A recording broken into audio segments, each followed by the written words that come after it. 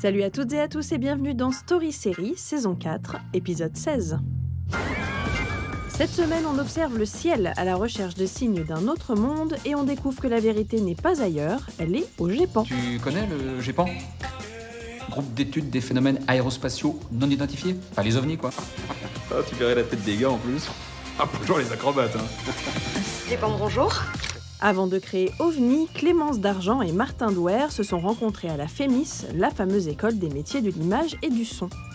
Leur envie, se replonger dans la France des années 70 et bousculer les croyances d'une bande de personnages loufoques et attachants en les confrontant à des suspicions d'une vie extraterrestre. Une grosse boule blanche, très très blanche. Et puis d'un coup...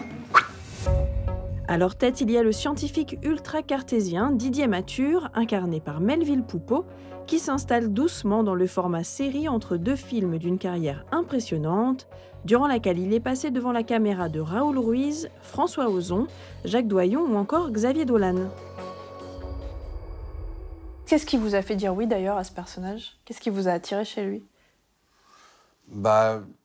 Son côté comique, son côté à la fois un peu sérieux et maîtrisant la situation, puis en fait l'instant d'après se rendant compte qu'en fait il a rien pigé, qu'il est complètement largué. Donc un changement de registre très rapide, une vivacité, aussi les dialogues qui étaient toujours très, très bien vus. Et j'ai senti tout de suite, à la lecture du scénario, qu'il y avait un potentiel pour moi de me marrer à jouer un truc que j'avais pas forcément joué avant, et dans lequel pourtant je me sentais à l'aise. Et c'est vrai que ça m'étonne moi-même de ne pas avoir eu plus de rôles dans ce registre-là, comique, ou en tout cas un côté un peu plus speed et plus déconnant, quoi. Je me sentais à l'aise là-dedans. Vous croyez que vous inspirez le sérieux, en fait? C'est même pas ça, c'est juste que je choisis des scénarios qui me plaisent et puis des metteurs en scène qui me plaisent. Là, ça me plaisait, et c'était une comédie, alors qu'il y a eu des fois, on m'a proposé des comédies que je trouvais nazes et pas drôles. Là, c'est une concordance de choses. Et ça vous fait travailler différemment, du coup, la comédie? Est-ce qu'il y a d'autres muscles qui se développent? Oui, c'est une question de rythme. En fait, moi, dès le début, je m'étais dit, ce qui compte là-dedans, c'est le tempo. Donc déjà, dans le débit de la parole et puis dans la façon de bouger et tout ça, je sais qu'il fallait être très, très vif. Voilà, c'est pas une question de réalisme, c'est plus une question de tempo. Ah, d'accord. Donc vous avez vu Jésus en soucoupe volante ou une soucoupe volante en forme de Jésus? Monsieur Mathur, bienvenue au GEPAN. Vous avez entendu? C'est toujours là, ça? Ouais, elle s'est pris un petit coup dans l'aile, je peux me permettre l'expression. Du coup, on attend des nouvelles du veto. D'ailleurs, vous saviez que sa couleur provient d'une crevette, la Artemia salina. Bon, Frédéric. Rémi. Oui, bon, c'est pareil. Est-ce que vous pourriez m'expliquer de la façon la plus concise possible comment on fait pour classer une affaire ici? C'est un peu bateau comme question, mais bon, c'est pas votre première série, mais quand même, votre carrière, c'est surtout du film. Pour vous, dans l'idée de se mettre dans l'impôt d'un personnage, la longueur, le temps de tournage, la rapidité de tournage, est-ce que vous vous préparez en amont différemment, même physiquement? Est-ce que c'est plus physique de tourner une série? Ouais. Là, en l'occurrence, c'était 4 mois d'affilée, puis moi, j'étais là tous les jours, donc ça représente plus de 80 jours de tournage. Ah ouais. Avec des longues journées, avec dans chaque journée beaucoup de scènes. Il y a des fois sur une série comme celle-là, on faisait peut-être 5-6 scènes par jour, alors que sur un long métrage, des fois, on fait qu'une seule scène, donc c'est quand même pas le même rythme. Donc oui, physiquement, il faut tenir le coup. Il ne s'agit pas de craquer au bout de 2 mois. Donc, mais de plus en plus, maintenant, je fais une petite préparation avant de commencer le tournage pour avoir l'énergie, pour avoir le corps qui se tient bien aussi, pour pas me laisser aller totalement non plus. Enfin. Puis ça fait du bien, c'est le travail qui commence, c'est-à-dire qu'il y a une discipline. Et puis, en fait, quand on est acteur, le travail, c'est entre action et coupé, vraiment. Disons que c'est là que tu exerces ton métier. Mais en fait, pendant la préparation, le fait de regarder d'autres films, le fait de changer de costume, de se laisser pousser la moustache, c'est en fait du travail, quoi. Petit à petit, ton corps se transforme et tu rentres dans le travail, quoi.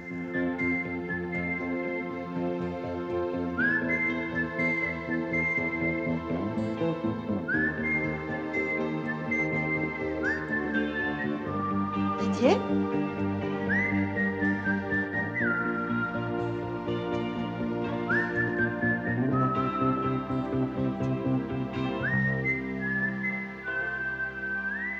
Me dis pas que tu dors ici.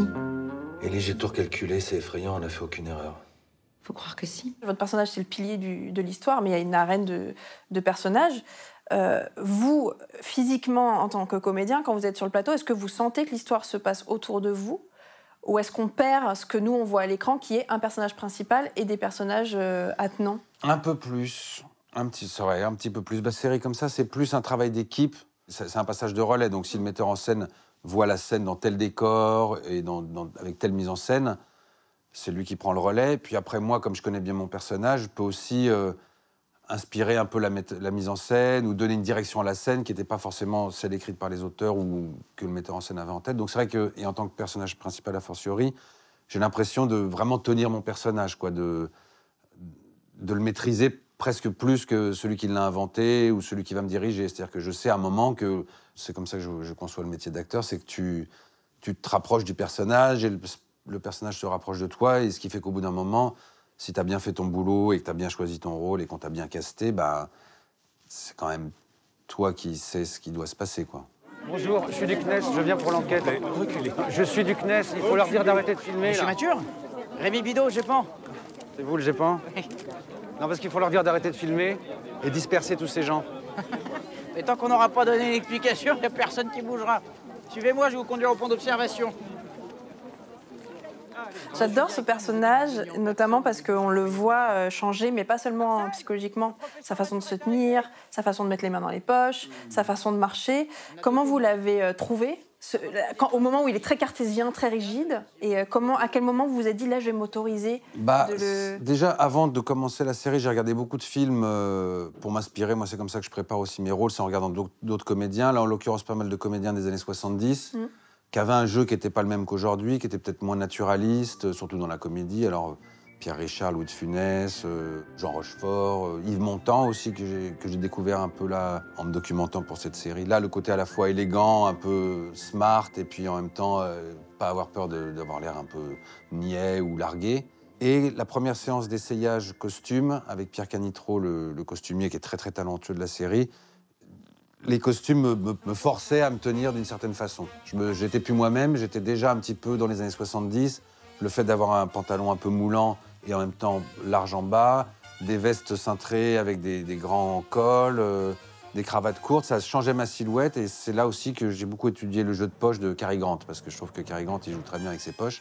Donc le fait, effectivement, de tout à coup avoir de la prestance, être assez droit, rigide, et puis après s'effondrer, puis se relâcher, dénouer la cravate, et puis le petit Marcel qui se voit un peu en transparence sous les chemises, parce qu'en plus les textures et les tissus de l'époque tombent différemment, tu vois ce que je veux dire. Là, il y avait quand même beaucoup de viscose, de trucs un peu synthétiques. C'est pas super agréable, ça, non? Non, c'est pas très... Surtout quand il fait chaud.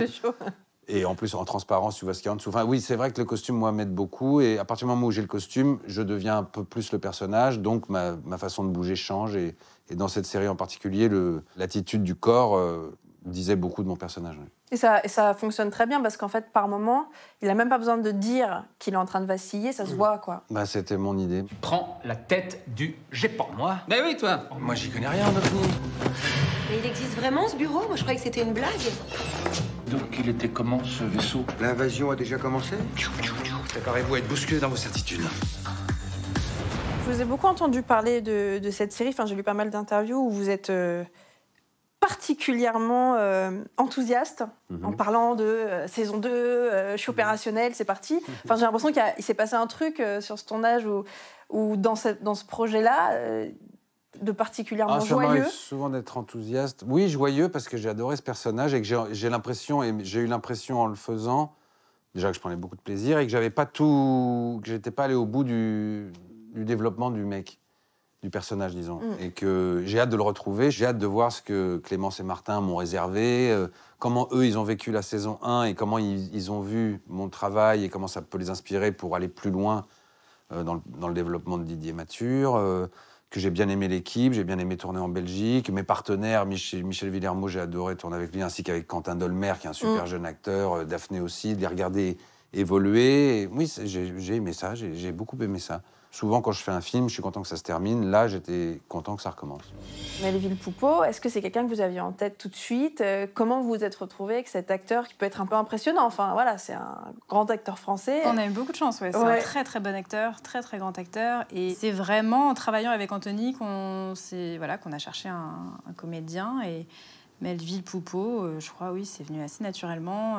Et on a vraiment découvert... Moi, je pensais pas qu'il pouvait être aussi drôle, en fait. Enfin, parce que je l'avais pas vu son potentiel dans des films, comique qui se... Absolument. Ça a été vraiment son côté Gary Grant, mastroianien aussi, qui s'est vraiment révélé à l'écran dans ce costume, dans ce genre, dans la comédie. Ce truc très virevoltant, cette élégance de danseur et en même temps cette énergie extrêmement tendue, un peu à la Louis de Funès. Enfin, il y a eu plein de choses qui se sont percutées comme si lui aussi il avait digéré toutes les références cinématographiques, de comédie de l'époque, même qui nous avaient aussi habités. Et c'est vrai que ça a fait partie des petits miracles auxquels on a assisté quand on a découvert les Rushs. C'était vraiment de se dire, mais qu'est-ce qu'il est bien, quoi. Mais c'est vraiment plus lui que lui, quoi. C'est lui au cœur d'une constellation d'acteurs et d'actrices assez dingue. Enfin, moi, j'utilise cette expression parce que j'en ai pas d'autres, mais je trouve que c'est des gueules. Le casting a été vraiment très très bien trouvé. Enfin, pour le coup, on est hyper heureux de l'incarnation des personnages parce qu'on a l'impression vraiment de les retrouver, qu'ils sont tous à leur place. Que oui, ils sont tous incarnés de manière très précise et que surtout leur groupe un peu à la Scooby-Doo fonctionne hyper bien, quoi, parce que justement ils sont tous très différents et ils ont tous une manière de penser très différente et ça s'incarne très bien dans leur jeu d'acteur et du coup il y a cette équipe complètement improbable mais pour laquelle je trouve on a beaucoup d'attachement. Enfin bon, nous en tout cas. Ça veut pas dire parce qu'on voit un triangle noir en train de se faire aspirer par le ciel qu'on est forcément un fumeur de drogue. Ça s'appelle la poésie. Et c'est un besoin qui relie toute l'humanité.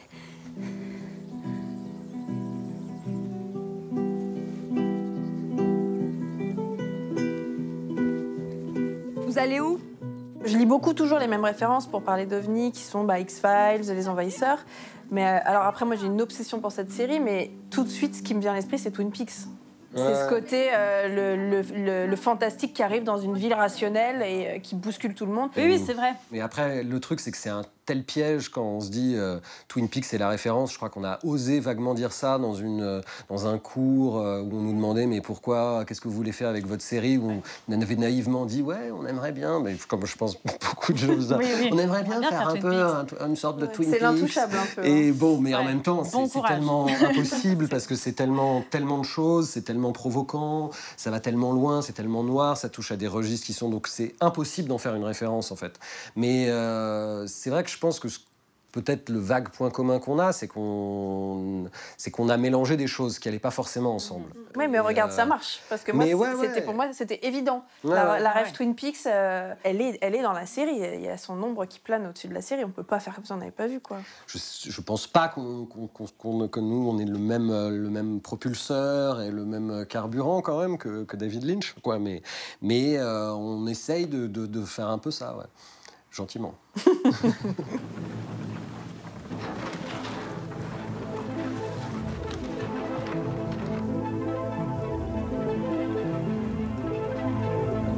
C'est une thématique qui a été quand même beaucoup traitée au cinéma, un peu moins en série, je sais pas pourquoi, mais est-ce que c'est un challenge de plus, quoi, de se dire le public a quand même vu beaucoup de fiction qui raconte sur l'espace sur l'aérospatiale et tout ça. Oui, en plus, c'est vrai qu'il y a eu pas mal de films là ces dernières années, beaucoup sur il y a eu Premier Contact, l'exploration spatiale. C'est quelque chose qui est vraiment dans l'air.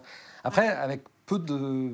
Voilà, là, ce qu'on avait à faire, nous, c'était peut-être trouver un traitement francophone, sachant qu'aussi l'écueil, c'était de faire une comédie, mais comme... de pas ridiculiser notre sujet, quoi. Enfin, c'était un peu... Il y avait beaucoup de gens, quand la série allait sortir, qui disaient pour une fois, on fait un truc sur l'espace, sur les ovnis, sur de la science-fiction en France, et ça va être une comédie, donc ça va être pour le ridiculiser, pour prendre ça de haut, pour le parodier. Et même si on prenait l'angle de la comédie, l'idée, c'était vraiment pas de faire ça. C'était quand même de trouver... une manière à nous d'être à la hauteur du sujet tout en ayant cet angle un peu original. Par exemple, pour les cigares lumineux,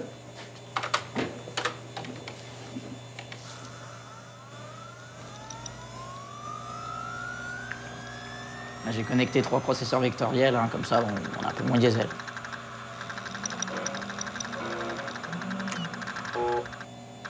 Et ben, le mieux, c'est la Meurthe-et-Moselle, entre 2h et 4h du matin. C'est vrai qu'au début, on était plus... Enfin voilà, on se disait qu'on voulait faire une série d'enquêtes dans la France de ces années-là, pas forcément une comédie pure. Et on a beaucoup tourné en fait autour de la comédie. À un moment donné, on est allé au GEPAN à Toulouse.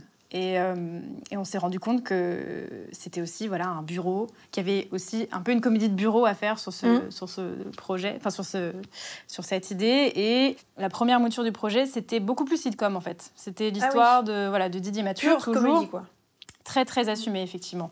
Et il y avait pas du tout de, il y avait plus de fantastique en fait. Enfin, comme si vous aviez peur de la thématique parce qu'elle est fragile, un peu difficile. On se disait que c'était peut-être pas forcément compatible justement avec la comédie. Ça aurait été dommage en ayant un héros qui va avoir toutes ses croyances déstabilisées, bousculées, de pas bousculer le public en même temps. Enfin, tant qu'à faire, autant qu'elle soit pour que ce trajet marche, il fallait qu'on le suive, quoi. Il y avait quand même, c'était assez important qu'on l'accompagne et qu'on se prenne un peu un choc autant que lui, si possible. Je sais pas si ça marche à l'arrivée. Story Série, c'est terminé. La semaine prochaine, on explore la psyché humaine avec En Thérapie, l'adaptation de la série israélienne Betty Pool par Olivier Nakache et Éric Toledano. Quand on vient consulter, c'est qu'on a quelque chose à dire et quelque chose qu'on ne veut pas dire. Allez, à la semaine prochaine.